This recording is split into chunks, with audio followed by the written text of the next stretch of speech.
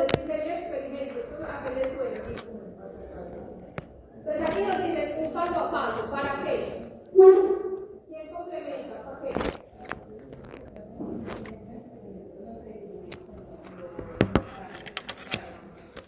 En bioestadística lo que nos explican era, digamos, las cosas que uno va a utilizar, ¿no? Si tenían que usar una textura, o pues qué tipo de pruebas se van a utilizar, teniendo en cuenta el tipo de experimento que uno va a hacer, si es cuantitativo, cualitativo y eso. Entonces ahí ya estamos hablando de parámetros, ¿cierto? Y ahí es como los vamos a evaluar. Pero entonces eso es como vamos a evaluar el diseño de experimentos. Pero entonces, ¿para qué nos sirve eso? En el laboratorio, porque no el diseño de experimentos en general, vamos a hablar del diseño de experimentos en el marco de las validaciones y verificaciones de métodos. De lo que hicimos en el laboratorio, de todas las prácticas que hicimos, ¿qué consideran que es diseño de experimentos? ¿Cuál práctica se parece más? ¿O qué hicimos que a ustedes les suele parecido a diseño de experimentos? Robustez es el ejemplo más lógico del diseño de experimentos. ¿Qué hicimos nosotros en Robustez? Evaluamos cómo el método respondía a pequeñas variaciones, ¿cierto? Entonces, el diseño de experimentos es una metodología estadística que lo que nos hace es que nos permite evaluar los métodos de validación de una forma que sea ágil, que sea rápida, que sea fácil de determinar las interacciones que tenemos. Por ejemplo, otra de las partes donde evaluamos el diseño de experimentos o hicimos una evaluación cercana al diseño de experimentos es cuando evaluamos si teníamos o no efecto matriz, ¿cierto? ¿Qué nos está diciendo ahí o por qué hicimos eso? Nos está diciendo es, yo tengo ciertos parámetros que considero que son críticos. Dentro de esos parámetros los tengo que evaluar para poder determinar qué tan críticos o no son. En ese punto evaluamos a ver cómo respondía la señal que me entrega el instrumento si yo obtenía la matriz. ¿Y por qué la matriz? Porque la matriz es una matriz heterogénea que tiene una cantidad de compuestos que podrían o no interferir en el método. Pero también nos va a servir para pruebas, por ejemplo, de selectividad, de especificidad, para saber cómo interactúan o no los diferentes procesos. Entonces,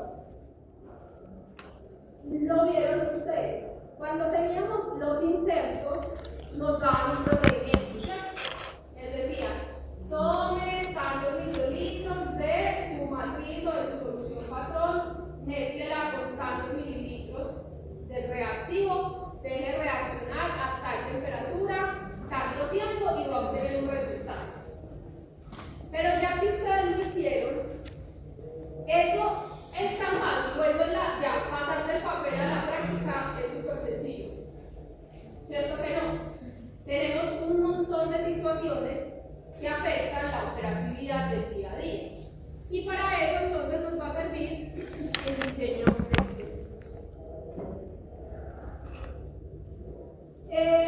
¿Y por qué lo vamos a hablar? El diseño de experimentos es una metodología que sirve para evaluar experimentos en general, ¿cierto? Cuando ustedes estén haciendo sus trabajos de grado, probablemente tengan que aplicar diseño de experimentos para poder obtener los resultados y las respuestas que ustedes necesitan.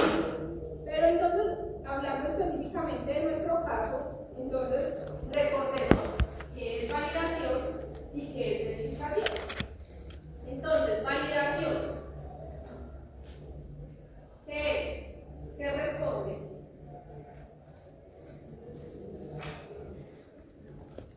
¿O cuándo se hace validación en comparación a cuando se hace verificación?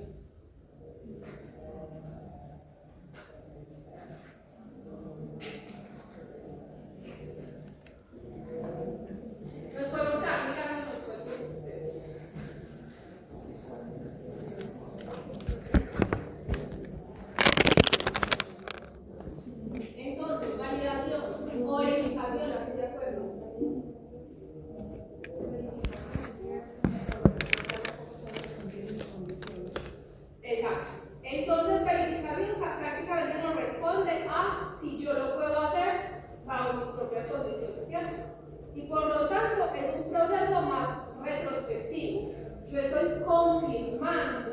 que ese método da la respuesta que otro ya asegura que da. ¿Cierto? Eso es validación. ¿A qué se aplica validación? A los métodos que ya estén oficiales, que estén normalizados. Yo simplemente estoy tomando la información que ellos me están dando y la estoy comprobando en mi laboratorio. En verificación yo debo aplicar todos los datos o todos los pasos de una validación. No necesariamente. Cuando yo hago verificación es una de las cosas más maravillosas, que puedo tener un trabajo mucho más simple que cuando hago una validación. Y entonces, validación, cuando se hace validación.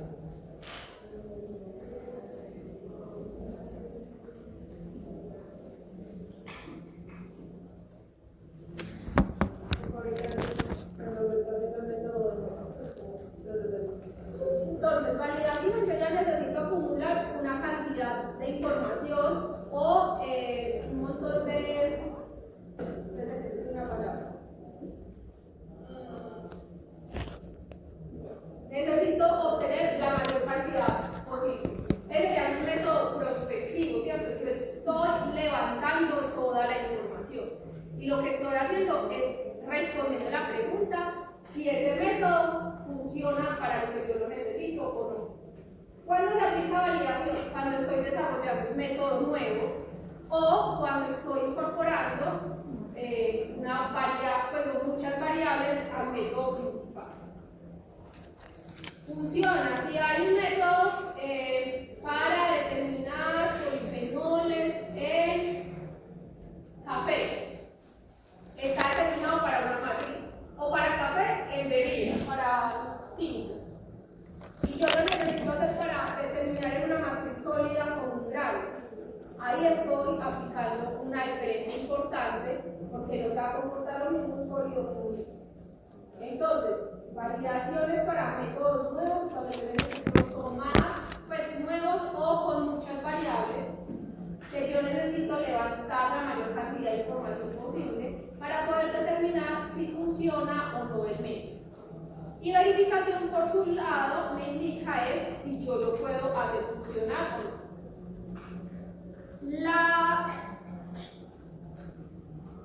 La Conferencia Internacional de Armonización ha sacado un listado y nos dice o nos da unas guías de cómo se verifica o cómo se valida. Ellos agrupan las cosas en 4 categorías diferentes y nos dan justamente una guía de qué debo hacer o qué no debo hacer. ¿Qué fue lo que hicimos en el laboratorio? ¿Nosotros qué evaluamos en el laboratorio? Linealidad. ¿Qué más? El efecto matriz es lo que nos hablaría de la especificidad o de la selectividad del método. Es mucho más amplio, pero digamos que da respuesta a esa pregunta. ¿Qué más evaluamos? El intervalo de medición. ¿Qué más? Precisión, veracidad, exactitud y robustez. Esos son los parámetros principales que nos informa esta conferencia que debemos seguir. Pero pues hay guías específicas de cómo se evalúa en cada caso. Entonces, la guía nos indica que debemos responder principalmente 2 cosas. O agrupa lo que hacemos de 2 formas. 1, si lo que yo estoy midiendo es lo que yo necesito medir. Y para eso tenemos especificidad, selectividad y linealidad. Nos da esa respuesta. Y los otros parámetros que ya son confiables, y es que ya nos dicen si el valor que me está otorgando el proceso es el real, no es el verdadero del proceso. Y ahí entra uno de los conceptos más importantes en términos tanto para validación como para verificación, y es la robustez. Entonces, específicamente determinan que la robustez es el procedimiento analítico, es un procedimiento analítico de medida de la capacidad del método para permanecer inalterado por pequeñas pero deliberadas variaciones en los parámetros del método. Proporciona una indicación de fiabilidad durante el uso normal. Entonces nos dice 2 cosas importantes. 1, permanezca inalterado. ¿Eso en qué se traduce?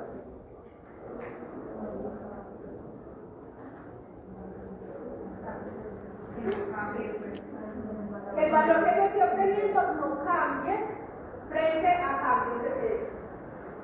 Y que dice que se deben aplicar pequeños pero deliberados cambios. Van a ser cambios intencionales. Intencionales basados en ¿qué? En la realidad operativa del laboratorio, ¿cierto? Por eso les decíamos cambios pequeños. Si yo debo agregar 1 mililitro de reactivo, va a ser un cambio pequeño y deliberado agregar 800. ¿Cierto que no? Eso ya sería un accidente y eso ya es otra cosa. Entonces, usted yo que estoy determinando es si la respuesta se da bajo ciertas condiciones. ¿Y qué parámetros evalúo en RoboSpace? ¿Cómo los escogemos?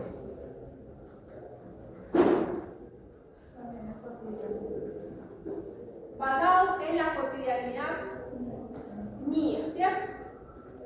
¿Va a ser la misma realidad que yo tenga a la que tiene cualquier otro laboratorio? No. Porque, por ejemplo, si yo en mi laboratorio tengo operarios que realizan todas las reacciones, va a ser una realidad muy diferente a si me estoy comparando con un laboratorio que tiene un proceso automatizado y que tiene un equipo que toma la muestra y la lee automáticamente sin que haya interferencia de ningún operario, ¿cierto? Ahí, entonces, lo que evalúe cada laboratorio en RoboSpace va a ser diferente. Entonces, el método, la RoboSpace nos permite evaluar qué tanto responde el método frente a estas condiciones que puedan variar. Hay dos aproximaciones que podemos hacer. ¿Qué hicimos en el laboratorio? ¿Cómo evaluaron ustedes RoboSpace? Elegimos 3 parámetros y evaluamos los 3 parámetros a la misma vez, ¿cierto? Y después ustedes, mediante ciertas pruebas estadísticas, determinaron si había un efecto o no sobre la respuesta. ¿Cierto que eso fue lo que hicimos? Tradicionalmente, o cuando uno no conoce estadística, o cuando uno considera que es muy complicado, lo que puede hacer es que hace un método de un factor a la vez. ¿Cómo funciona eso? Yo creo que el pH puede variar. Y entonces, ¿qué hace? Voy a mirar solo el pH. ¿Cómo responde mi método a cambios de pH? Cambio el pH, mido, otra vez mido, no sé qué. Ah, sí, cambia. Listo, entonces ya puse el pH. Y después voy y digo, voy a modificar la temperatura. Y lo mismo, evalúo el método con temperatura a una cosa, a la otra cosa, y miro si cambia o no cambia. ¿Eso que nos va a traer? Que nos toca hacer un montón de experimentos, ¿cierto? Porque tenemos que hacer uno y luego cuando termine ese, hacer el otro, y luego el otro, y luego el otro. Ahí vamos a ver algo muy importante que son los efectos principales que tiene cada factor individual, es decir, cómo el pH afecta al método, cómo la temperatura afecta al método. Pero las interacciones que hay entre los diferentes factores no las podríamos ver. Entonces, como ustedes ya saben, por ejemplo, el pH es una medida que está directamente relacionada con la temperatura. ¿Cierto? Usted lo vio por allá en química, en instrumentación, de cómo la temperatura afecta al pH. Entonces, si yo un día evalúo pH y otro día evalúo temperatura, voy a tener cómo afecta cada uno de estos parámetros de forma individual. Pero me estoy perdiendo la información de cómo la interacción entre pH y temperatura puede o no afectar el método. Y ahí entonces es donde es importante establecer una matriz de diseño de experimentos.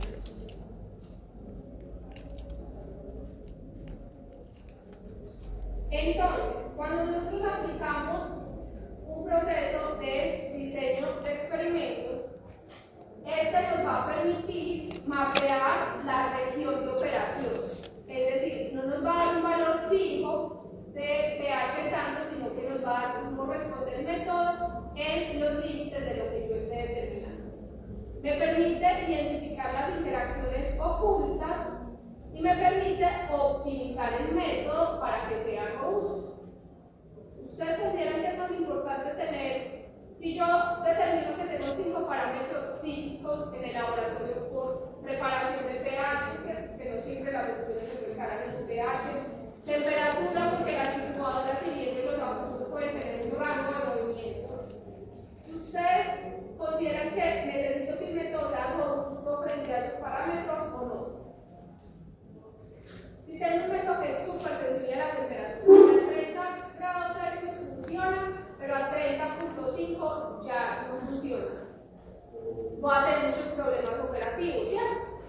Eso que va a implicar, uno, si definitivamente el método no es robusto, me toca tener un proceso de control muy estricto sobre la temperatura, sobre el pH, sobre el flujo, sobre lo que sea que se haga. Pero si el método es robusto, pues me permite entonces a mí moverme en un margen bajo la realidad de mi laboratorio. Y además, esto nos va a ayudar a hablar de la calidad por diseño, de la validación, que es como de lo que se habla. Además, que nos va a permitir la gestión del riesgo de nuestros procesos. Entonces,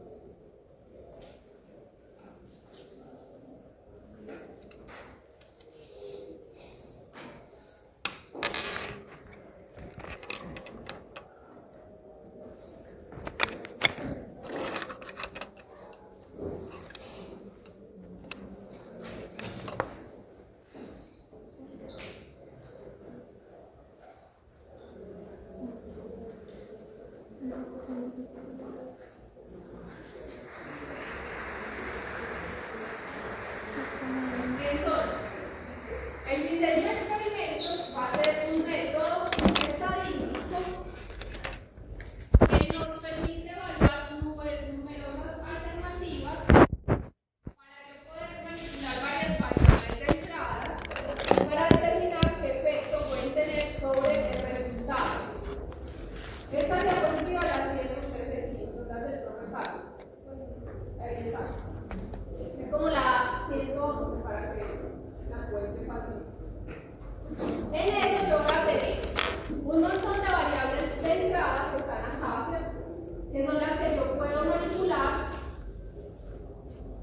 Puedo evaluar diferentes niveles de estos parámetros y luego, con las variables de respuesta, voy a obtener la respuesta o la señal del mito, en las cuales yo siempre busco maximizar el efecto. ¿Por qué maximizar?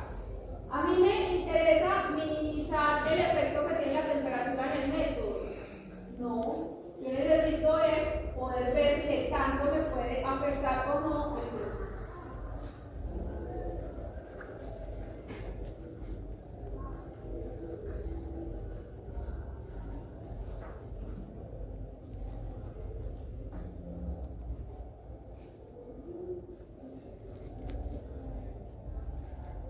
Entonces, cuando yo estoy aplicando una metodología tipo diseño de experimentos, necesito planificar y estructurar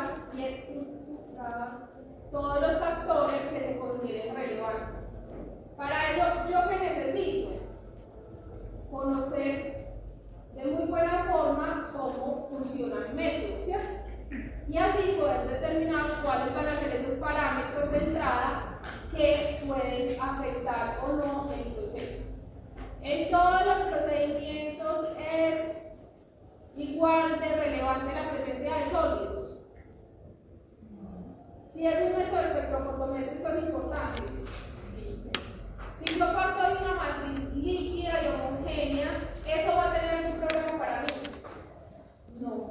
Pero si depende de la extracción de un proceso de un sólido, por ejemplo, si va a ver otra vez polifenoles en café en grano, necesito tener sea un proceso de filtración o centrifugación que me separe los sólidos del líquido.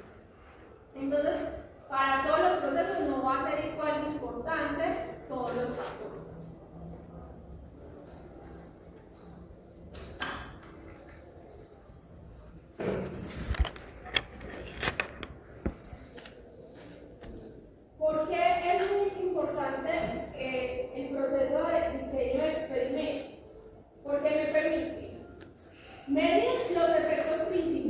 es decir, el efecto que tiene cada factor individual. Hasta acá es igual que cuando yo hago un factor a la vez, ¿cierto? Determino cuál es el efecto principal. Como plus, ¿qué permite? Que me permite medir las interacciones entre los factores que esté evaluando. Cómo interactúan el factor A del factor B o si no tienen ningún tipo de interacción. Y además me permite construir un modelo matemático para yo poder determinar o predecir la respuesta que va a tener el método cuando yo tenga una combinación de factores. Entonces, el diseño de experimentos me permite responder qué lo afecta, cómo lo afecta y por qué lo afecta. Y con esa información, entonces yo voy a tener mapeados todo mi proceso.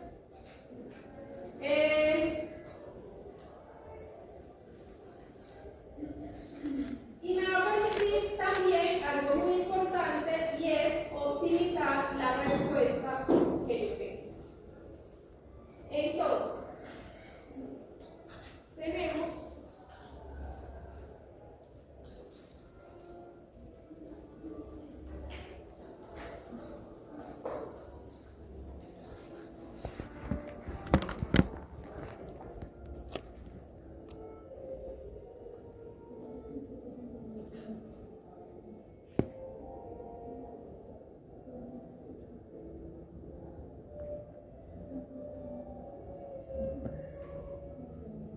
tenemos dos métodos, que es un factor a la vez y diseño de experimentos.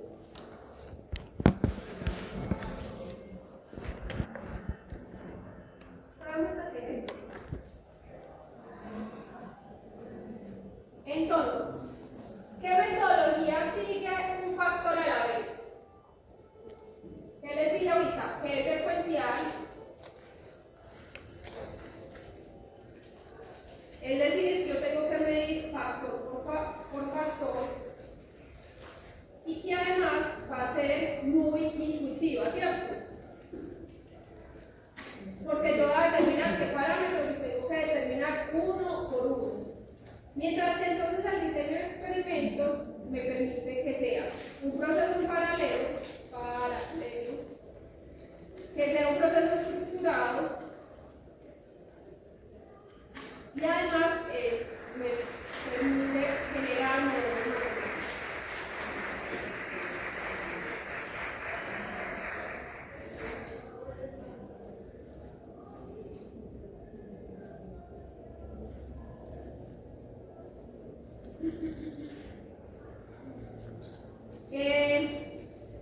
Una de las ventajas más importantes de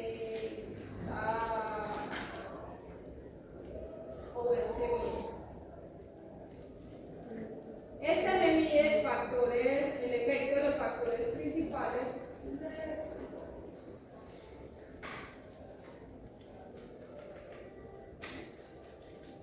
Y esta, además de los factores principales, me va a permitir, ¿qué fue lo que les dije que es muy importante? ¿Qué me permite determinar? Las interacciones entre cualquiera de los dos factores. Y además cuantifica el efecto de estos factores, ver estas interacciones, porque puede que una interacción diga así, genere una interacción del 5% y puede que sea otra del 30%. Entonces ahí pues yo miraré el efecto que tiene. ¿En cuál creen que tengo menor número de experimentos o que me ahorro en términos de tiempo? En esta va a ser mucho más eficiente. Porque va a tener una respuesta muchísimo más rápida y completa de lo que yo esté evaluando. Y además esta me permite hacer optimización de los procesos y de los recursos. Si ustedes tienen un procedimiento que usted es el fabricante o quien otra persona por allá en el mundo que lo hace,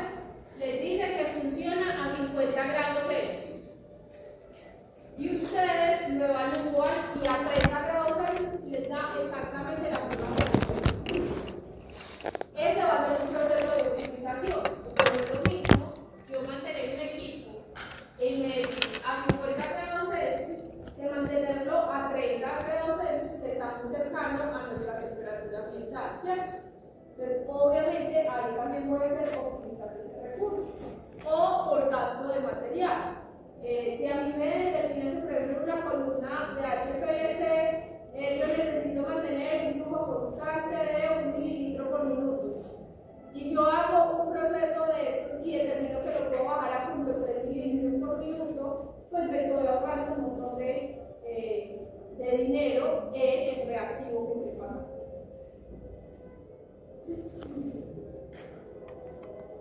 Entonces, este me va a dar como respuesta un punto único de evaluación.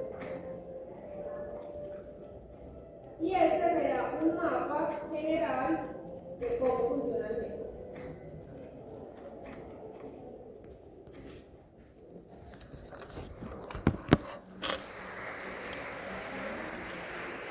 Entonces, con el diseño de experimentos, yo puedo determinar cómo funciona el método, por qué funciona el método y dentro de qué límites está funcionando el método. Con el método de un factor a la vez, yo solo puedo determinar si funciona.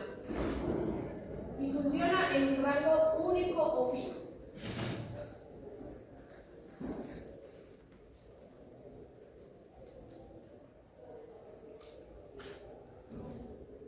¿Por qué realizo o para qué determino entonces yo un diseño de experimentos?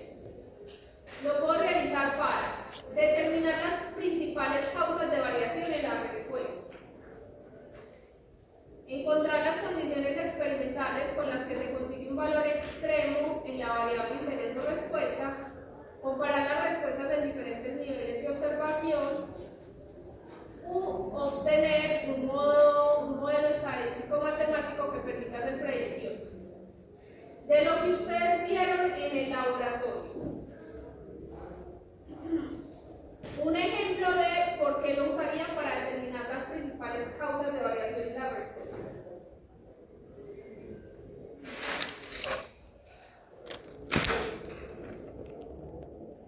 ¿Cuándo ustedes vieron eso?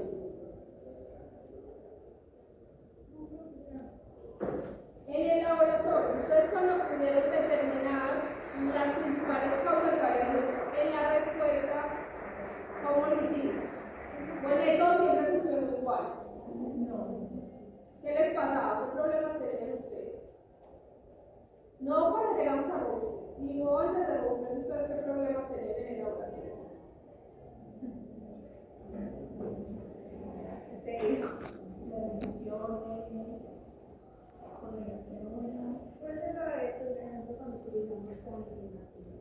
Cuando evaluaron foros de matriz, que muchos de ustedes obtuvieron un efecto matriz, muchos grupos obtuvieron un efecto matriz. Entonces ahí, si yo medía la respuesta hoy con matriz, mañana sin matriz, y después se la estaba evaluando a un paciente o estaba evaluando una muestra real, si nosotros no hubiéramos hecho el efecto matriz, no íbamos a saber a qué respondía esas diferencias que yo estaba obteniendo en el día a día, ¿cierto? ¿Cuándo encontramos valores extremos? Cuando hicimos el acercamiento a los límites de cuantificación, ¿cierto?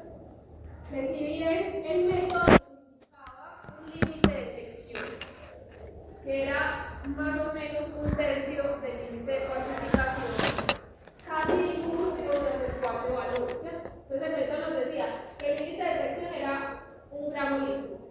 Y ustedes evaluaban 3 gramos litro y el método no funcionaba, ¿cierto? Entonces nosotros hicimos una aproximación, que era lo que les explicaba, una aproximación teórica. Pero que hay otras aproximaciones que las puedo hacer con el diseño de experimentos, donde yo determine la concentración con la pipeta, con el operario, cómo me está afectando esa determinación de esos puntos. Y por ejemplo, siguiendo con el ejemplo de los límites de detección y de cuantificación, vimos cómo se iba magnificando el error a medida que teníamos unos niveles más bajos de concentración, ¿cierto? Hay un parámetro que nosotros no vemos, pero nos determina y se debe mantener relativamente constante la respuesta frente a la presentación que estemos evaluando. Entonces ahí también al mantener la necesidad de la constante necesita entonces hacer la identificación del diseño experimental.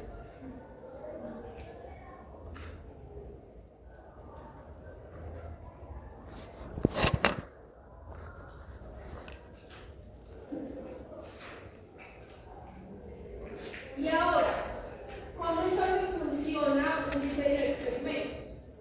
Como ustedes han visto en el método científico, ¿cierto? ¿Qué es lo primero que yo debo determinar para hacer el diseño de experimentos? Determinar cuáles van a ser esos parámetros claves o críticos del método, ¿cierto? Entonces, yo observo que tengo una inconsistencia en las mediciones. Yo observo que la misma muestra puede obtener variaciones importantes. Lo estoy haciendo, por ejemplo, en procesos de extracción, que no siempre estoy obteniendo el mismo nivel o la misma respuesta del proceso. Entonces, si yo determino por observación que mi método no está siendo consistente entre un lote y otro lote, con un proceso y otro proceso, ya tengo que llegar a la pregunta, ¿cierto? De determinar que la temperatura de una licuadora y el pH es un factor importante para la determinación de los azúcares. O que el tiempo de homogenización de un proceso anterior es muy relevante para un parámetro crítico. Entonces ahí en la pregunta yo tengo que tratar de dilucidar qué efecto estoy teniendo. Si estoy teniendo una sobreestimación, una subestimación, si hay una interacción entre factores que me pueden estar afectando, porque no va a tener sentido que yo evalúe, que yo crea que la temperatura del pH afecta y solo desde el diseño de experimentos con temperatura y agitación, ¿cierto? Si yo creo que puede haber una interacción, ¿cómo lo puedo saber? O sea por la información que estoy obteniendo, o sea por lo que conocemos pues, como de ciencia básica, el pH y la temperatura están directamente relacionadas. Entonces ahí yo puedo ir viendo cómo esas posibles interacciones. Luego de que yo hago la pregunta, voy a generar mi hipótesis. Y luego de esa hipótesis vengo a la parte más importante que va a ser la experimentación. En esa experimentación, entonces, yo tendré que estructurar de forma sistemática cuáles experimentos voy a hacer para obtener la mayor información posible que pueda obtener. ¿Por qué? Porque no necesariamente o no siempre voy a poder hacer todos los experimentos que yo quiera, ¿cierto? Si yo necesito evaluar una respuesta, pues podré hacer, no sé, 20 experimentos, pero no puedo ejecutar 500 experimentos. Entonces, dependiendo de cómo yo construya la hipótesis y cuál sea la alternativa que utilice para la experimentación, voy a poder entonces maximizar los efectos y poder dar con esta experimentación.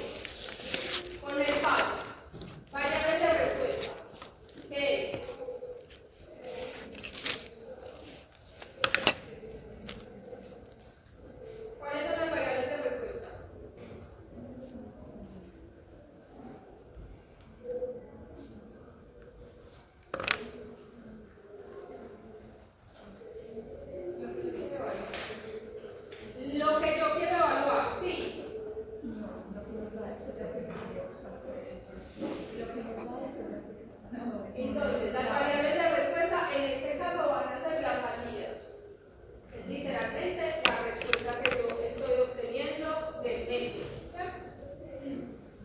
Es el resultado de lo que yo estoy midiendo. Y es lo que yo quiero entender, optimizar o controlar, ¿cierto?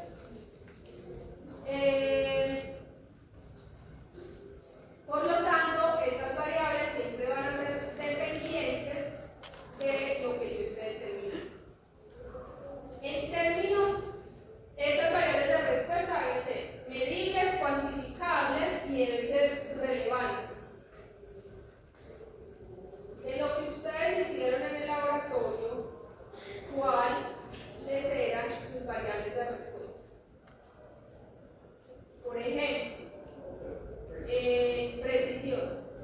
¿Cuál es la variable de respuesta de ustedes?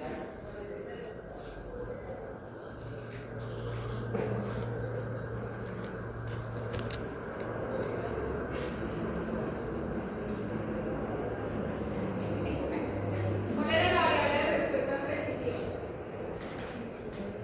¿O cuáles eran? Porque pueden ser varias.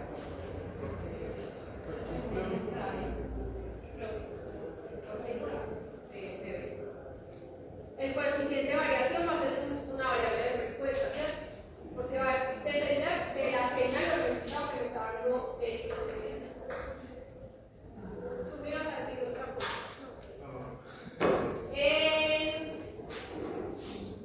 El límite de detección o de cuantificación, ¿cuál era la variable de respuesta?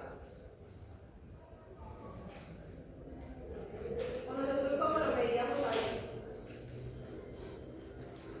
Era la relación que tengo de la señal frente al cumplido normal que tenía el método. Los porcentajes de recuperación, ustedes también hallaron por allá en alguna otra prueba, esos van a ser las variables de respuesta. En el mundo normal y natural, que hablemos solo de validación, las variables de respuesta va a ser la cantidad de polifenoles por miligramo de muestra sobre no sé qué. Va a ser las unidades formadoras de colonia sobre mililitro. Esas son variables de respuesta en el resto de experimentos. En validación, entonces va a ser los coeficientes de variación, los errores que estamos obteniendo, los porcentajes o el coeficiente de variación, la resolución que tenga pues la respuesta.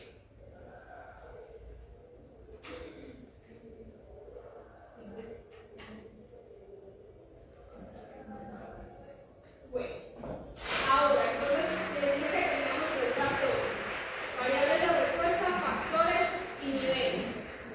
Factores, ¿qué son?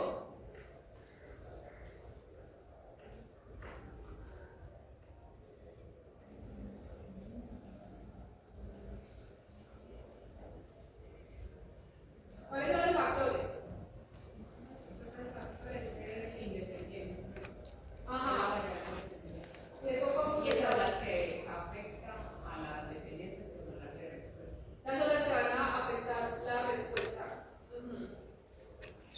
Y en términos ¿de qué? Y en términos de validación, ¿cuáles podrían ser esos factores?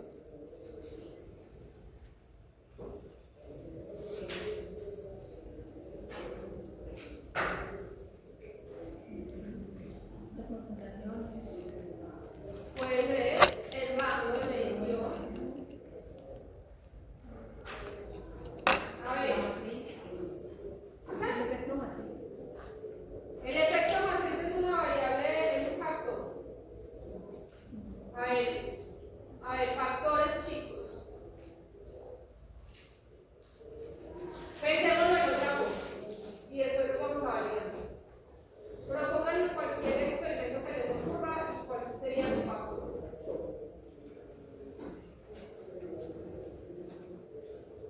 De sus trabajos de grado. A ver. Digamos, un factor podría ser el real, porque los factores Bueno, sí, los factores nominales también están relacionados. no sé, cómo afecta el crecimiento de una bacteria. Ese puede ser un factor. Y ya los niveles serían. Pero no, todavía no vamos a ver, estamos en fase. Y las variables de respuesta serían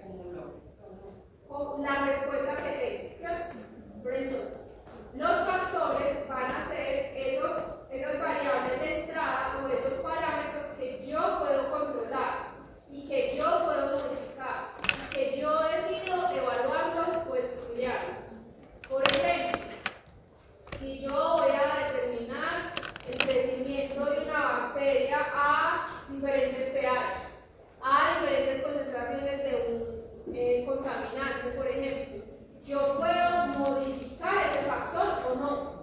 Entonces, esos factores son lo que yo puedo controlar, lo que yo puedo modificar, y son lo que va a causar la respuesta en las variables de respuesta, o cuál va a ser la señal que va a estar generando el instrumento.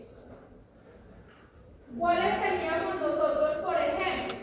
Por ejemplo, teníamos la concentración de la matriz de ustedes. Ustedes determinaron un intervalo.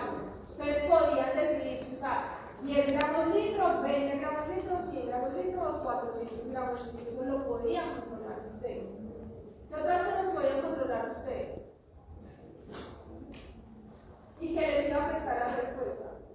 Los volúmenes que estaban adicionando tanto de la matriz como del reactivo. Podríamos evaluar también el tiempo de incubación, la temperatura de incubación. Claro, nosotros teníamos unos insertos que nos daban una guía, pero todo eso lo podríamos controlar y modificar. Y hay de dos tipos: continuos o categóricos y discretos o categóricos. ¿En qué se diferencia? Los factores que son continuos pueden tomar cualquier valor en un rango. Ejemplo, el pH. Usted va a estudiar el pH entre 7,5 y 8. ¿El pH puede tomar cualquier valor en ese rango? Sí. Puede ser 7,5, 7,5, 7,6, 7,7, 8, 9. Esos son continuos, que hay un rango en el cual se puede tomar un valor. Por ejemplo, también tenemos concentración, también tenemos temperatura. Por el contrario, los factores categóricos o discretos tienen un valor limitado y específico. Ejemplo, la marca de un equipo. Ejemplo, el día. Ejemplo, el analista. El analista puede ser Laura o Andrés, pero entre Laura y Andrés no hay más personas, ¿cierto? Entonces, en esa variable, en esos factores categóricos, solo hay una opción: la marca de las pipetas. Usted determina la pipeta tipo A o tipo B, pero en el medio no hay más que evaluar, o no tengo acceso a más, ¿cierto? Esos son los factores. Otro factor, el lote de reactivo. A mí me llega un lote, el lote 201, y mañana el 207. Y yo puedo hacer mi evaluación por el 201 o el 207, pero no tengo acceso a los 2, 3, 4, 5, 6. ¿Queda claro una parte? Y entonces ahora, por último, los niveles. Entonces, los niveles van a ser cómo voy a modificar yo esos factores, o los valores, o los ajustes que les voy a dar a esos valores. Ustedes, por ejemplo, cuando hicieron robustez, voy a evaluar volumen de reactivo, 990 y 1000. Ahí tengo dos niveles, alto y bajo. Temperatura, a temperatura ambiente o a 30 grados Celsius. Tengo dos niveles para el factor temperatura. ¿Qué más evaluaban ustedes? Tiempo. 5 minutos y 10 minutos. También tenía dos niveles. Luz, normal o UV. Entonces, por ejemplo, en tiempo, ¿es continua o categórica?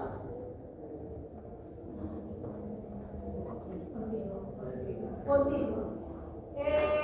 La luz, categórica, solo había dos opciones, ¿cierto? Blanca o UV.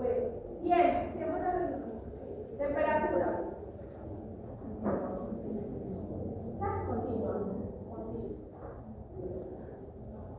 Y dependiendo de eso, voy a poder determinar entonces el resto de factores.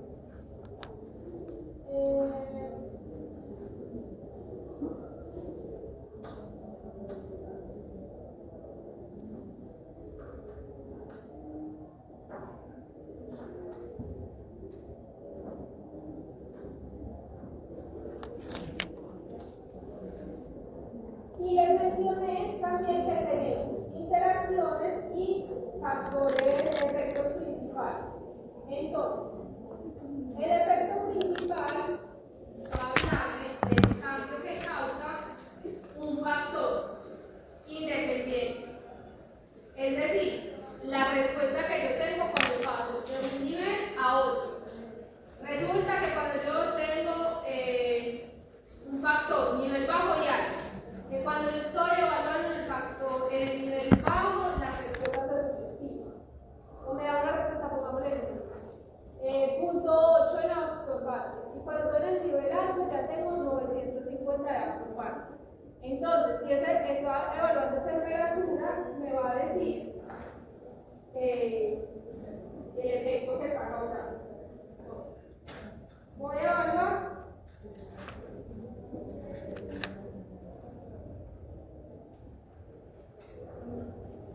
pH en un nivel bajo y en un nivel alto. Este va a ser 7 y este va a ser 6. Y temperatura en un nivel bajo, que va a ser 25 grados Celsius, y alto, que va a tener 35 grados. Entonces, factores principales. Yo voy a determinar que cuando yo uso aquí temperatura, la respuesta del instrumento es punto 8. Y aquí es punto 92. Ahí lo que puedo determinar que la temperatura sí va a tener un efecto sobre lo que yo esté haciendo. Esos entonces son los efectos principales. ¿Y cómo lo determino? Determino el peso. Hay una diferencia de tanto por ciento entre una y otra. Ahora, y eso cómo se ve, eso lo vamos a ver dentro de 8 días, pero no para esos efectos principales hace una gráfica que yo les de la teoría estadística y tiene una respuesta lineal. Pues si hay efectos, o sea, para ejemplificar eso, que estaría hablando de que mi variable de respuesta se ve o puede ser maximizada cuando yo lo estoy comparando. Si no hay efecto, entonces va a tener una línea así. Si hay efecto, voy a tener así. En algunos casos, cuando tengo 3 puntos, por ejemplo, se puede ver así. Ahí me estaría diciendo que en este nivel que tengo aquí, que podemos tener una mayor respuesta. Pero estas gráficas las tenemos dentro de esto. Ahora, el otro caso es las interacciones. Y entonces las interacciones me van a decir que el efecto que tiene el proceso va a depender del nivel del otro. ¿Cierto?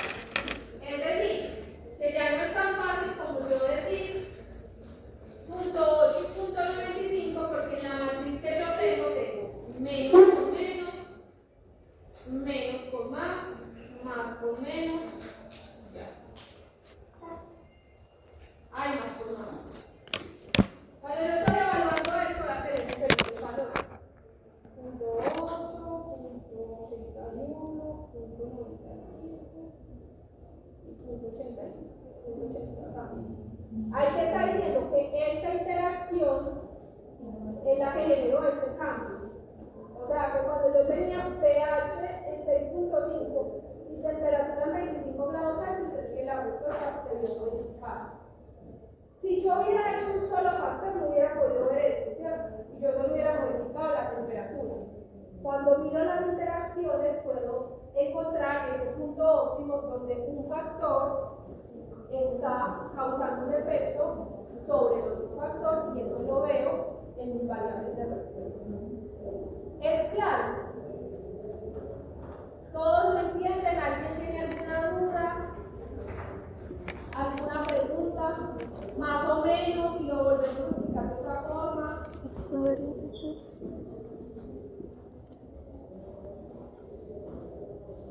¿Seguros?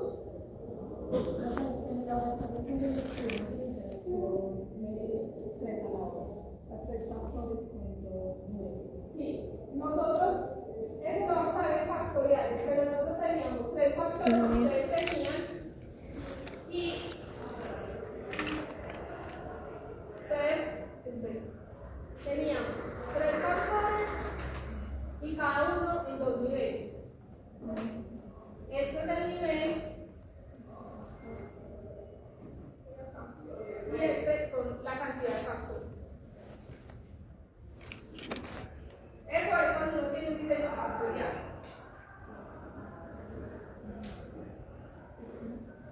Si en este momento les digo que me expliquen esto de efectos principales y de interacciones, todos lo podrían explicar.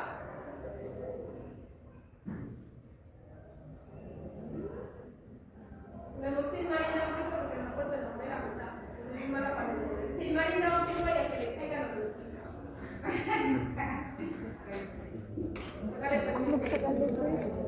No, se pega mucho el culo.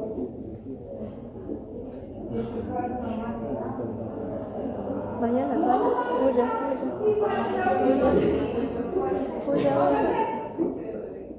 Algo mucho, no te llames.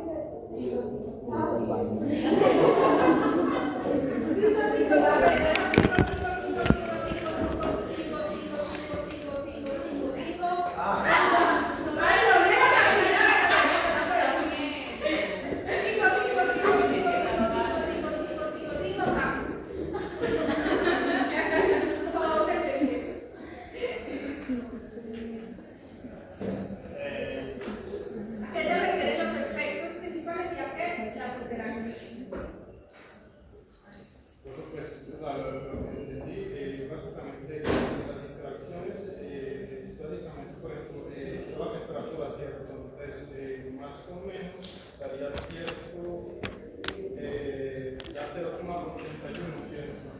Pero entonces, lo que vamos a explicar como tal es 0,95, pero más o menos las interacciones nos dan el resultado. ¿Todos me entienden? No. A ver, sigamos a ver qué digo tanto. Es la misma de los dos. Se apoyan mutuamente. Yo dije todo eso solo para una persona. Entre los dos, a ver. Efectos principales e interacciones. De pronto, continuando pues, explicando la idea de compañeros, los efectos pues son las interacciones. Si digamos tenemos en este caso pH y temperatura, si evaluáramos digamos de forma separada el pH, no se observaría como un cambio en esta respuesta. Sin embargo, cuando ya unimos el pH y la temperatura, es decir, que dos factores independientes van a interactuar, sí se logra observar un cambio en la respuesta, lo que observamos. Entonces, es cuando se habla de que hay una interacción. ¿Qué vas a complementar?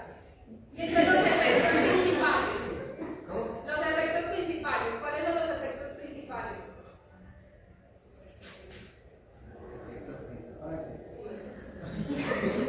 Creo que no sería como el mismo factor, sea el pH, la temperatura y Entonces yo tengo efectos principales es la respuesta que me da cada factor de forma individual. Es decir, que yo tengo el efecto de A, el efecto de B y el efecto de C individualmente. ¿Cierto? Puedo determinar si de forma individual el pH, la temperatura, la concentración, la luz, el tiempo tiene un efecto. Individualmente cada factor. Y además voy a determinar si hay un efecto por las diferentes interacciones.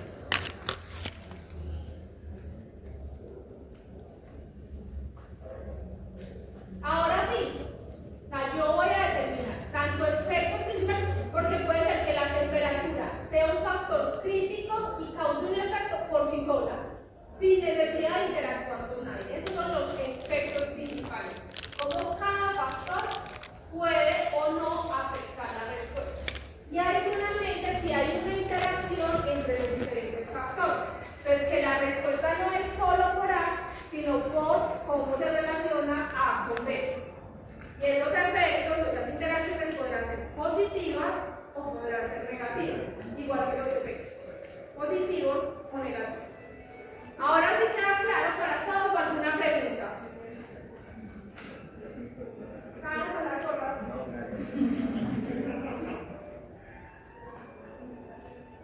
Entonces, efectos principales de cada factor individual. Interacciones, si hay algún efecto que sea causado por el nivel de un factor frente al nivel del otro factor.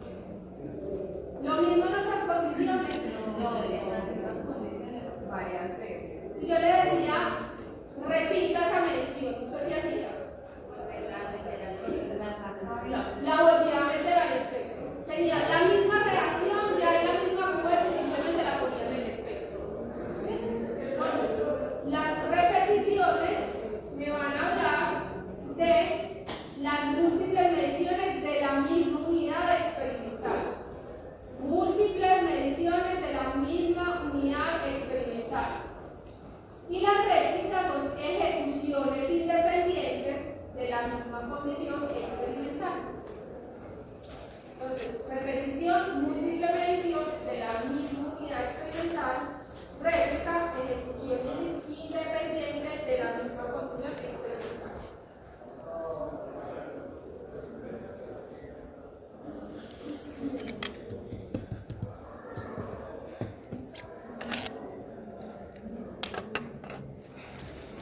Por ejemplo, vamos a hacer algo.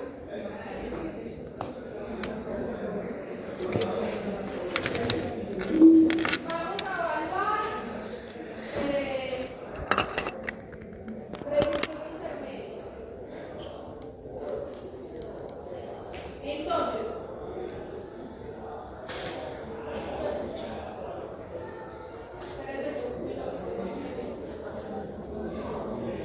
ustedes van a hacer 5 experimentos, van a hacer experimentos y vamos a evaluar pH a 2 condiciones, pH a 6 y 6.5 y vamos a hacer temperatura a 25 y a 36. Entonces eso nos va a sacar la matriz que vimos, bueno, y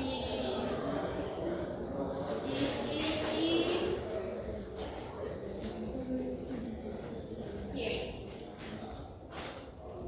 5 y 10. Entonces, si nosotros mezclamos los factores, esta va a ser una condición.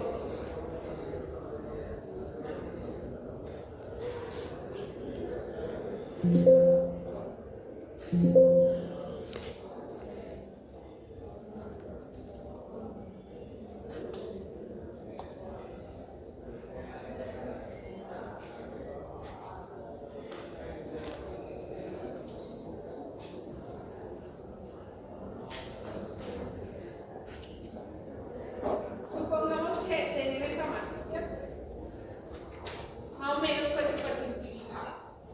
Entonces resulta que ustedes deben evaluar cómo van a hacer eso en el laboratorio. Pero no tenemos mucho tiempo. Entonces ustedes que dicen, no, esto lo voy a hacer en la mañana. Y este lo voy a hacer a mediodía. Y este en la tarde después del almuerzo. Y este antes de salir a las 5 p.m. Si ustedes lo hacen así, ustedes para asegurar que los resultados que tengan van a depender por la modificación de los niveles o los pueden afectar otros parámetros. ¿Cómo cuáles los pueden afectar? La fatiga del operario, ¿cierto? O el sueño con el que llegó, porque si uno trabaja a las 6 de la mañana, el primero que haga va a estar ahí como medio dormido todavía. El que haga el mediodía, usted con un hambre bien horrible, como mirando el reloj para que no sale para el almuerzo haciendo las cosas de afán. Resulta que ese día es como hoy, que a las 10 de la mañana está haciendo calor, pero a las 4 de la tarde ya está haciendo mucho frío. ¿Cierto? Si yo hago los experimentos de forma secuencial, como le dice a uno la cabeza, ¿qué va a pasar? Que hay un montón de otros parámetros que yo ni siquiera sé que están afectando, que me pueden causar eso. ¿Qué puede pasar? Es que el mediodía, al lado del impuesto de trabajo, donde yo voy a procesar las muestras, están procesando otras muestras con ácidos orgánicos. Y que esos ácidos orgánicos están causando un efecto y yo ni por enterar, porque eso nunca se me ha pasado. Para uno solucionar ese problema, el diseño de experimentos es aleatorio. Es decir, que le damos una matriz con una secuencia que usted tenga que seguir.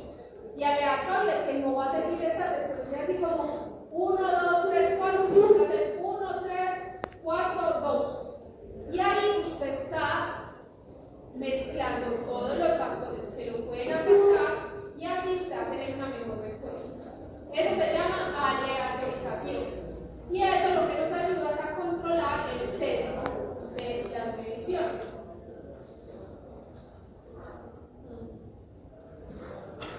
Y me permite, entonces, como yo sigo un orden aleatorio y una secuencia estándar, puedo garantizar que cualquier variable desconocida o que no puedo controlar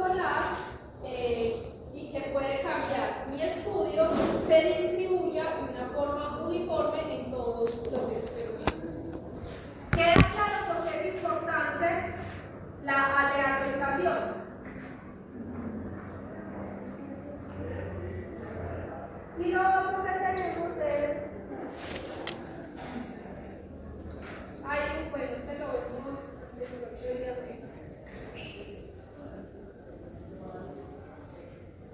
entonces, vamos a hacer algunos ejemplos. Vamos a diseñar o vamos a tener en cuenta cómo voy construyendo yo un diseño de estudio. Vamos a determinar la robustez y la cuantificación de glucosa de una muestra de mermelada. Determinación o cuantificación de glucosa en una muestra de mermelada. ¿Qué factores puedo evaluar?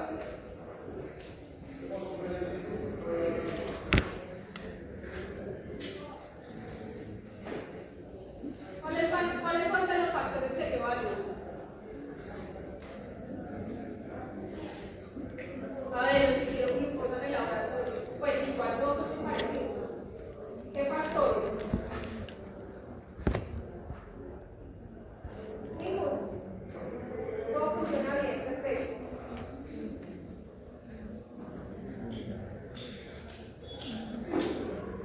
Temperatura. ¿Cuál más?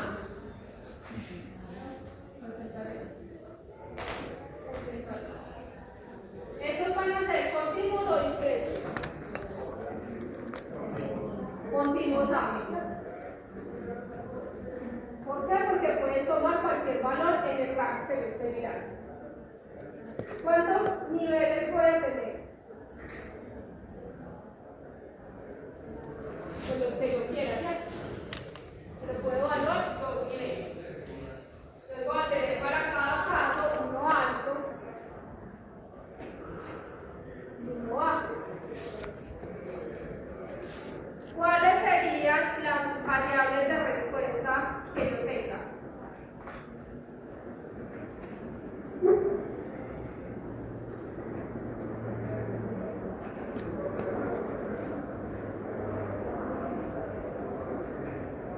¿Qué variables de respuesta puedo obtener?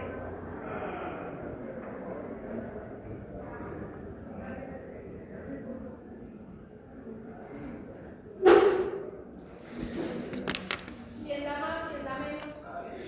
Ninguna variable de respuesta. Pues sí, tengo absorbante nada más. ¿Pero qué? Yo los datos de absorbante que los puedo convertir. Ajá, tengo concentraciones y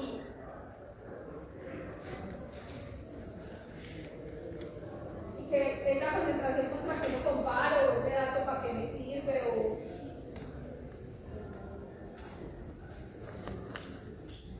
el robustez. Pues igual vamos a tener un montón de datos, voy a tener 4 datos. Yo cómo puedo comparar esos 4 valores que me den.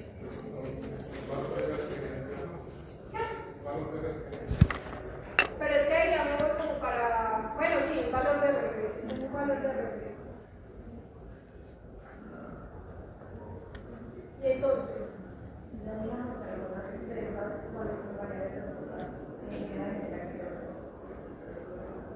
puedo mirar interacción.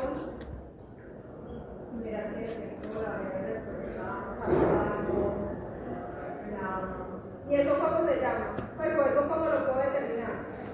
Porcentaje que puede ser. Yo no les estoy preguntando nada que ustedes no hayan visto o que hayan hecho en los informes entregados. Por ejemplo, puedo mirar el porcentaje de recuperación. ¿Cierto? Si es igual o la diferencia entre los experimentos que yo tenía. No. O les estoy hablando en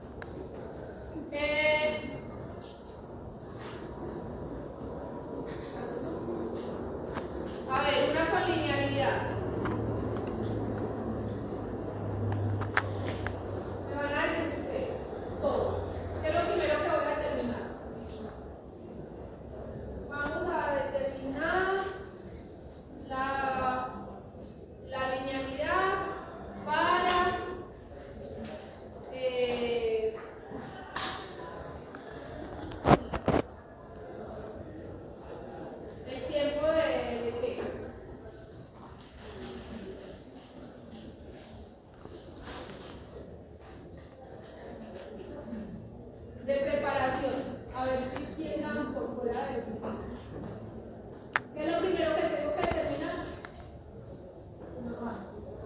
Los rangos. ¿Los qué?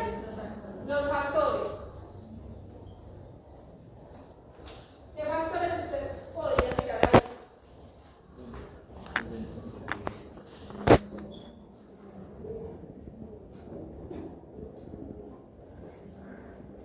Si estamos hablando de tiempo, que necesariamente se podrá haber modificado.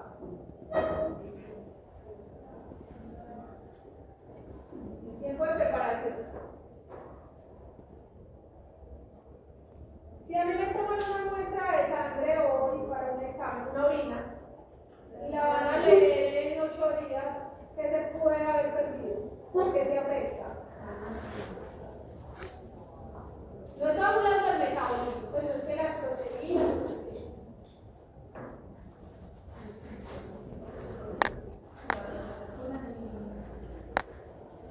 Siempre hay una temperatura. La vida confiable. A ver, si es tiempo de preparación, ¿qué te puede afectar si el tiempo es muy alto?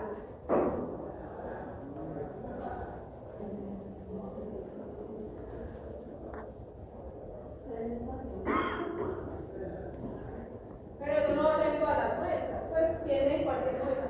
Un producto perecedero, la leche. A ver, ustedes dejan la leche por fuera. ¿Qué puede pasar si la leche se deja por fuera mucho tiempo? Ustedes van a tener algo que se ve afectado.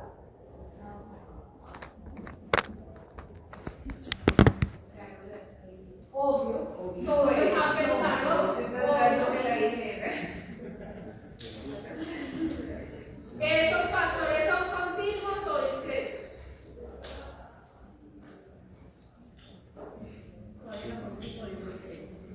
¿Cuál es continuo? Continuo y el de es discreto, porque puede ser sí o no, ¿cierto? Pues tiene estos valores específicos. Entonces, después de que ya tengo los factores, ¿qué hago?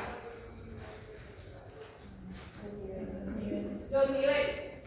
Los niveles pues, van a depender de cada experimento y altos y bajos, ¿cierto? Y después, ¿cuál puede ser la variable de respuesta?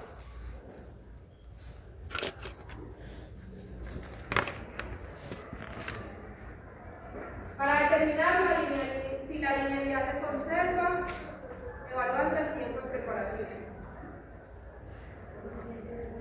¿Ustedes cómo medirían eso?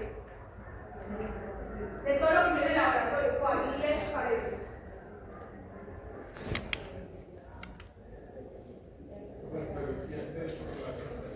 El coeficiente de correlación. ¿Quién da más? ¿Quién da menos? ¿Qué más le determinan ustedes? Chicos, linealidad, la primera práctica, la más fácil. ¿Qué le dirán a ustedes a las diferentes? Tenían una absorbante y una concentración, ¿y qué hacían con eso? ¿Qué le sacaban a eso? ¿Porcentaje de qué? Un coeficiente de variación o la desviación estándar relativa. ¿Cierto?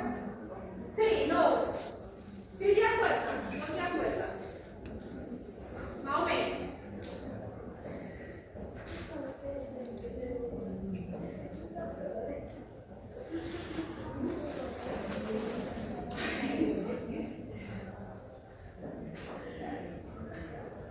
Ahora tenemos diferentes opciones.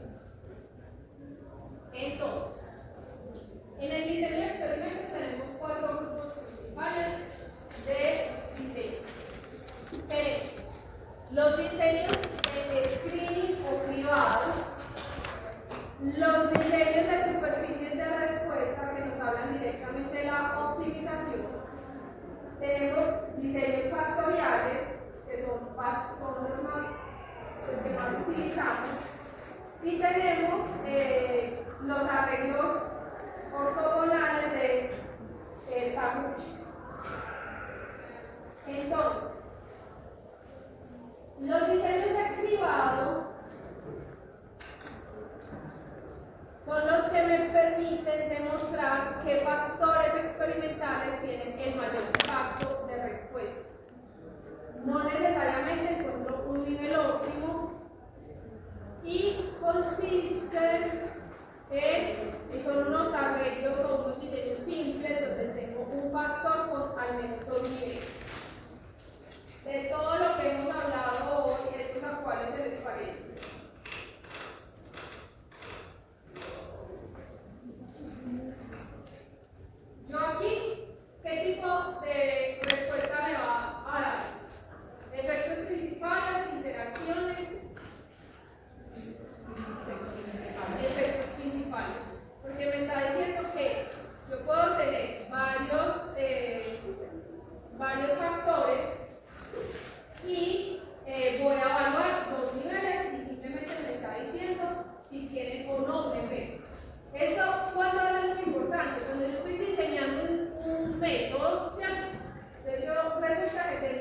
método de glucosa, por allá que usan en alguna matriz súper diferente a la mía, y yo la voy a ver si funciona en la mía o no.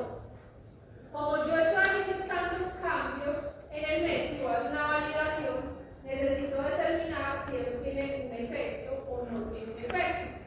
Y para eso yo puedo poner muchos factores y mirar cómo me está respondiendo el método. Entonces, ahí lo que yo estoy haciendo es un tamizaje de cuáles de los parámetros que yo considero críticos realmente son críticos y cuáles no lo son.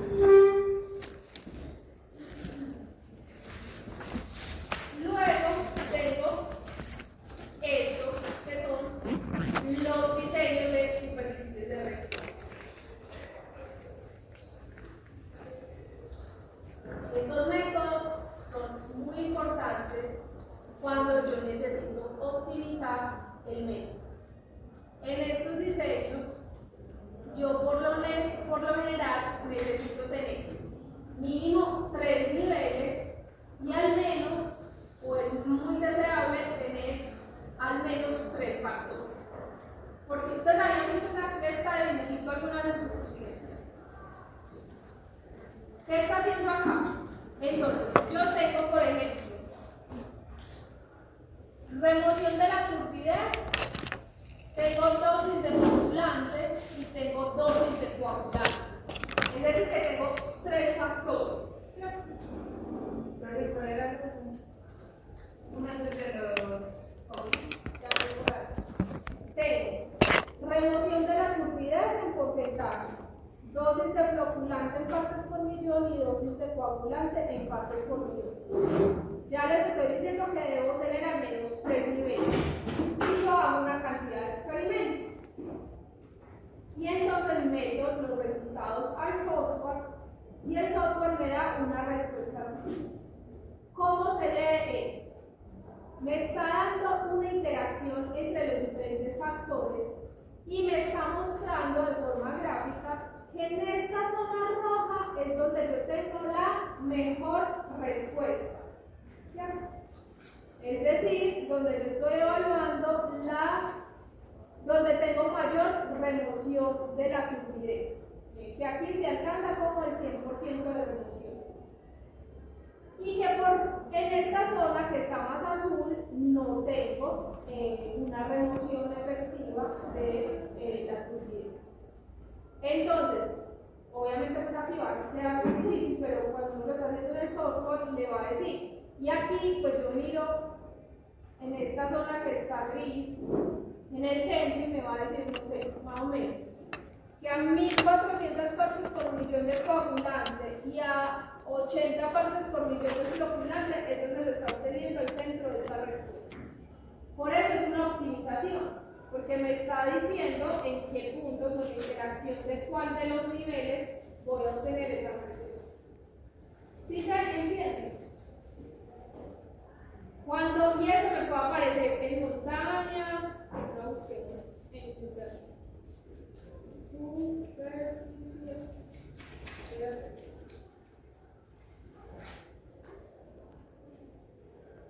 Me puedo tener, por ejemplo, aquí que nos están mostrando diferentes opciones. Dependiendo de lo que yo vaya a hacer. Si yo quiero mirar el punto máximo, mire que me está de la mitad, lo puedo tener. Pero en otros casos puede que mi variable de respuesta yo necesite ser un nivel más bajo. Entonces aquí también va a tener una interacción. Y aquí mire que me estaría diciendo que en los puntos medios es donde tengo peor respuesta. Que para obtener una buena respuesta me debo ir hacia los costados. Bueno, todo esto se parece. Puede que no tenga la configuración sino esta, pero es lo mismo, es como un mapa de calor, donde está rojo voy a tener la mayor respuesta. Se ve así, entonces aquí puedo hacer el porcentaje de sacarosa, el porcentaje de maracuyá. Cuando tengo 5% de sacarosa y 12% de maracuyá, es donde obtengo la mayor aceptabilidad de lo que sea que esté determinado. Por eso, así también se ve. Por eso me permite optimizar. Ahora miremos la sacarosa. Mire que no necesariamente el valor más alto de sacarosa y el valor más alto de maracuyá Entonces, yo necesito tener el mejor porcentaje de recuperación posible. No necesariamente debo estar en algún extremo. Yo debo tener, por ejemplo, en este. ¿Qué ejemplo se les ocurre de lo que vimos en el laboratorio que yo necesito esta configuración? Esta de acá.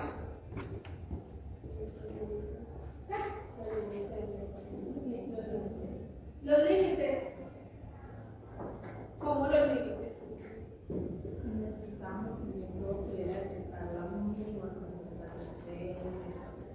Por ejemplo, la desviación estándar, el coeficiente de variación. Es mejor tener la menor variación posible. Entonces aquí me sirve justamente en el centro es donde yo tengo la menor variación posible. Pero yo necesito optimizar el porcentaje de recuperación, ¿cierto? Entonces, en este caso me serviría, pues, o estaría buscando esta respuesta maximizada.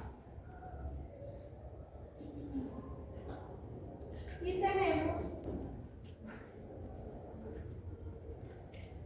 los factoriales. Los diseños factoriales, entonces, son los más complejos o los que más se usan. Y son los que nosotros usamos en el laboratorio. En esos que tengo, yo tengo una cantidad de factores y una cantidad de niveles. Y lo que hago es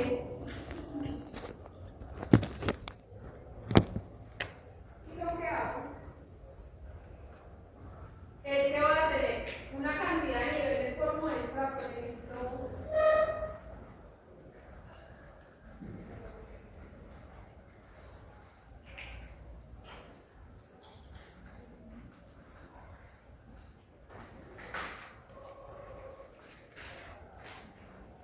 entonces tengo 2 niveles y tengo 2 factores, o 2 niveles y 3 factores.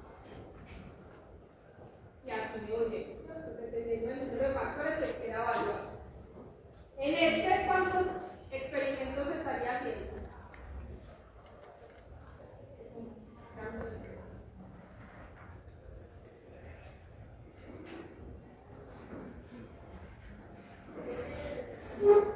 Así como los estoy poniendo aquí, se llama factorial completo. Y eso quiere decir que en este caso, ¿cuántos experimentos voy a hacer? Aquí, aquí.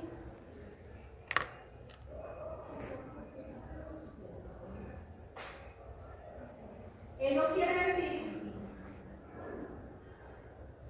que a medida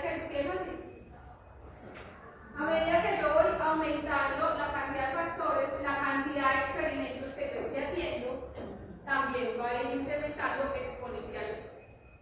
Es evidente que en algún punto yo tendré un problema, ¿cierto? Yo tendré, pues imagínense llegar a 128 experimentos. Ya como que yo decir que sí que el diseño de experimentos me permite obtener una respuesta rápida, eficaz, como que se pierde. Entonces ahí se introduce un concepto que son los factoriales fraccionados. Y yo tomo este, por ejemplo, y puedo hacer una proporción de ellos. Un medio, un tercio, un cuarto. Y se ven así. Ahí voy a evaluar 5 factores en 2 niveles, pero solo voy a hacer 16 experimentos. Esto se llama factorial fraccional. Y este factorial completo. ¿Qué ventajas ustedes? Ya les dije cuál era la desventaja del factorial completo, ¿cierto? Que a medida que yo tenga más factores, voy a tener una cantidad de experimentos mayor. Pero ¿cuáles creen que son las ventajas de yo hacer el factorial completo?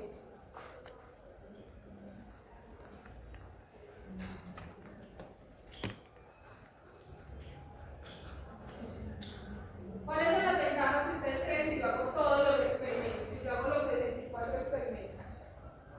¿Qué voy a poder evaluar?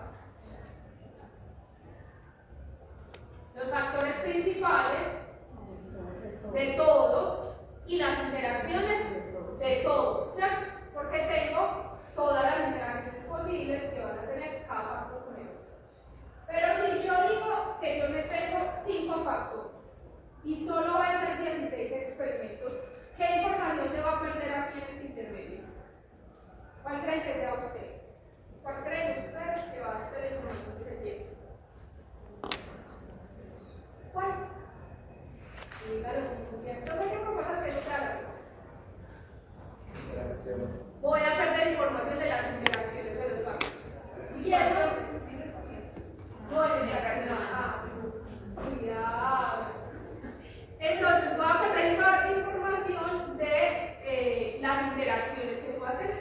Y eso me va a contar que pueda tener resultados que sean confusos, que yo no pueda ver realmente qué está pasando.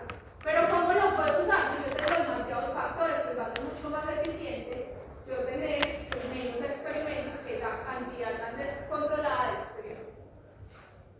¿Cómo escojo yo cuánto reduzco? Porque yo aquí puedo hacer 5 menos 2, menos 1 o 5 menos 3, y en este caso solo haría 8 experimentos. Obviamente, entre más reduzca yo esa cantidad de factores, pues con la respuesta que voy a tener voy a tener más confusión. ¿Cómo lo voy a fijar? Dependiendo de cuántos son los experimentos que yo pueda hacer. Si yo sé que puedo hacer 16, porque es lo que me da en términos de tiempo, de costo, pues entonces así lo voy fijando. O sea, no hay una norma específica, solo que cuanto más reduzca yo el número de experimentos, voy a obtener, voy a perder más información.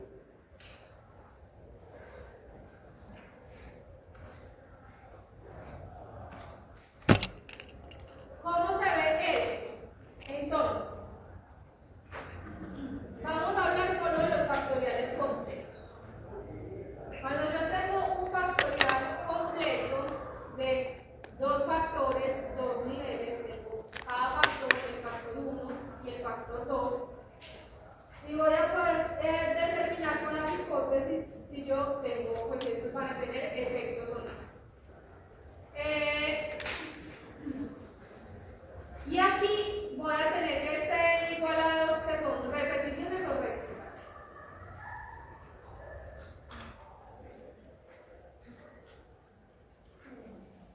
Este igual a 2 que les está hablando.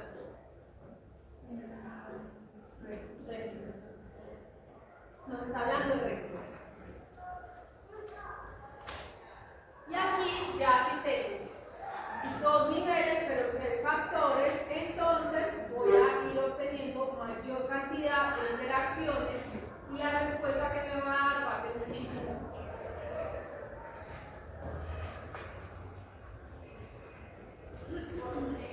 Ahora, chicos, ¿alguna pregunta hasta acá?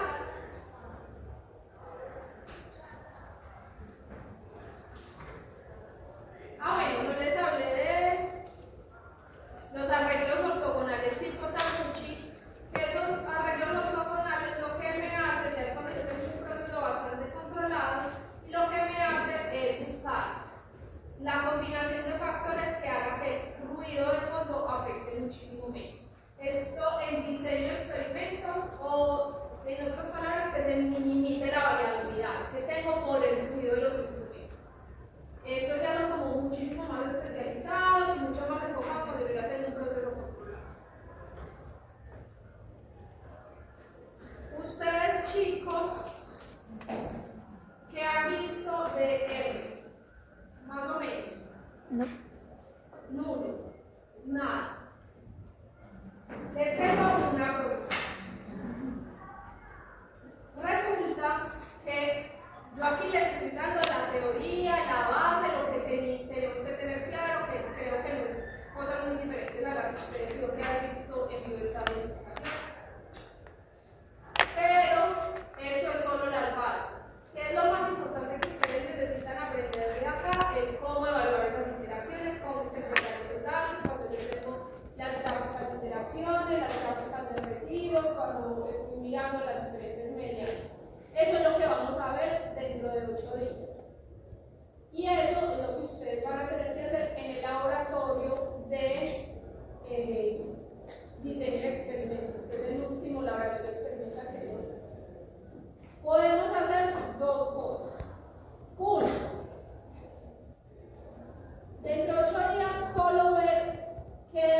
obtengo, cómo los obtengo, de dónde los obtengo. Yo traigo un software pues, que es pago y hacemos los ejercicios acá pues desde el computador, pero lo hacemos pues para que todos veamos, obtenemos las gráficas y las aprendemos a interpretar, pero pues es un software pago, a menos que ustedes descarguen pues el demo, pero solo lo podríamos hacer así. Y nos enfocamos en interpretación de datos y en meter los datos porque hay veces como tipo Excel que es bastante fácil. Pero ustedes para el laboratorio que tienen de interpretación de los datos les tocaría un poquito más solos como hacer esos análisis que los tendrían que hacer en un software libre o en el SPS que tienen en la escuela.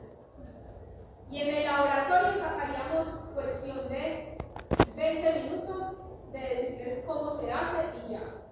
O, desde 8 días, aprovechamos esas 3 horas y además les enseño un poquito de ello. Y ahí, pues obviamente en el laboratorio ya tendrían todas las herramientas con él. R es un software tipo, como un código. Como es la versión, pues es un software libre, pues no tiene una interfaz tan amigable como Excel o como tiene Graphics.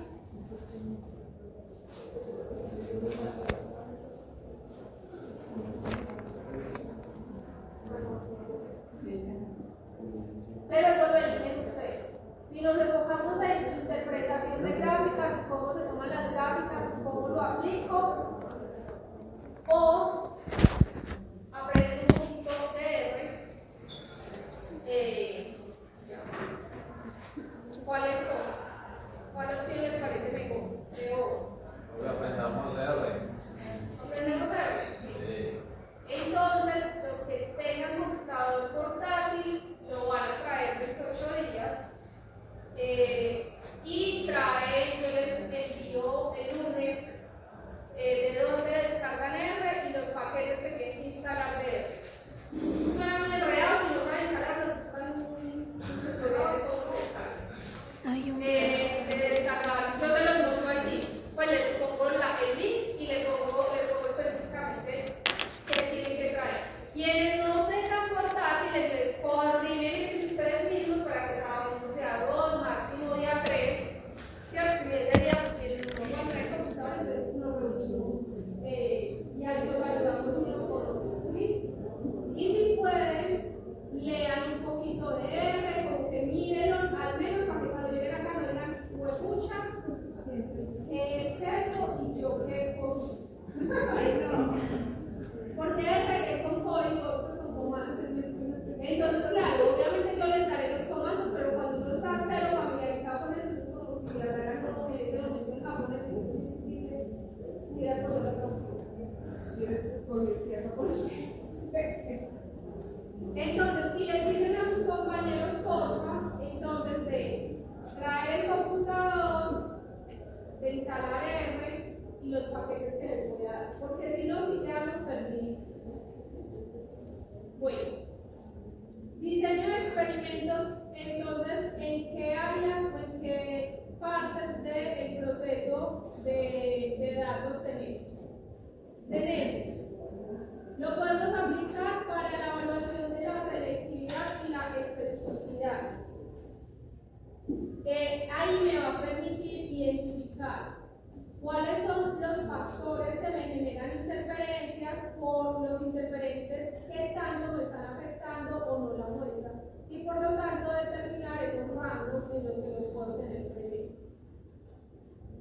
Me ayuda en el área de linealidad para determinar cómo cambian las variables de respuesta con uno de los factores más importantes de linealidad que es la concentración. Me permite evaluar en precisión intermedia comparando los diferentes grupos que pueda tener. Y el PROMUSTER es donde más me gusta el diseño de experimentos, donde yo puedo determinar, basado en esos pequeños cambios que sean intencionales, cómo voy a tener una respuesta. Es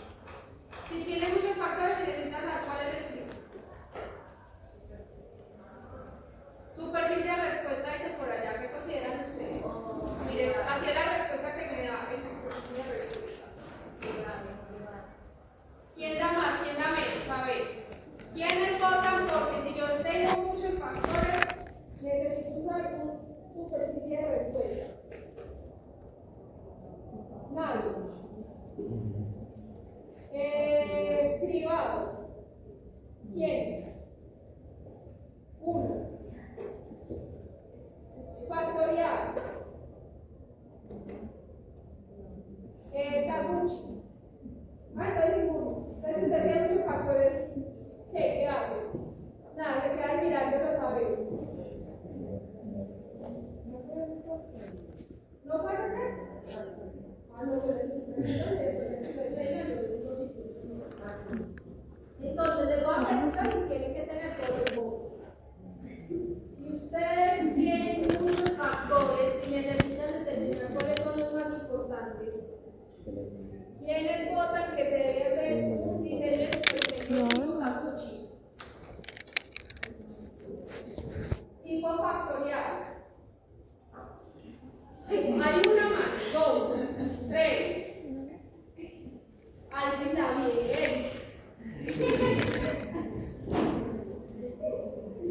¿Quiénes consideran que se hace superficie de respuesta? Pero esa es la más fácil. ¿Y quiénes consideran que se hace un privado?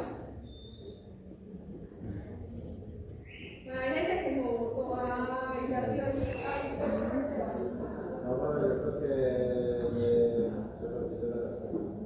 Entonces, en superficies de respuesta, yo puedo tener varios factores, pero es más importante cuando yo tengo varios niveles para evaluar. ¿Sí? Porque me va a permitir ver un rango mucho más amplio de eso que yo necesito evaluar. Cuando yo tengo muchos factores y necesito determinar cuáles son los más importantes, hago un cribado o escribo. ¿Qué quiere decir? Yo tengo muchos factores y necesito encontrar qué es lo más importante. Si tiene una respuesta tipo factor principal y lo que me está causando eso me está generando un efecto en la respuesta que estoy obteniendo. ¿Listo?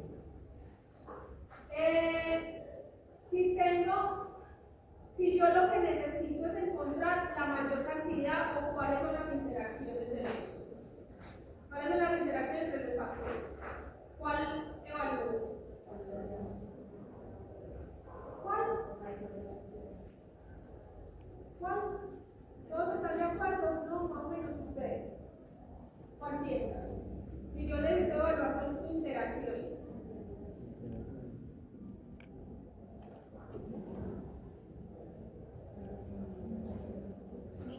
¿Cuál nos da la respuesta de las interacciones?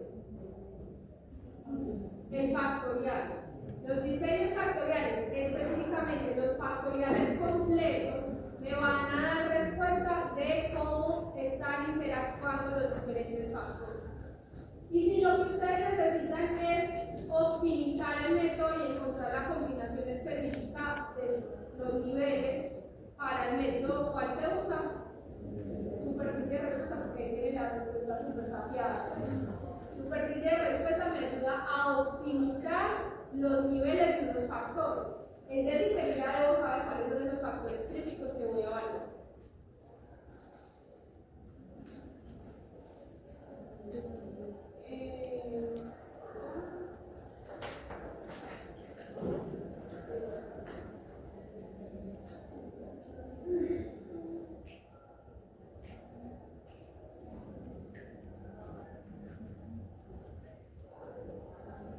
¿Listo, chicos?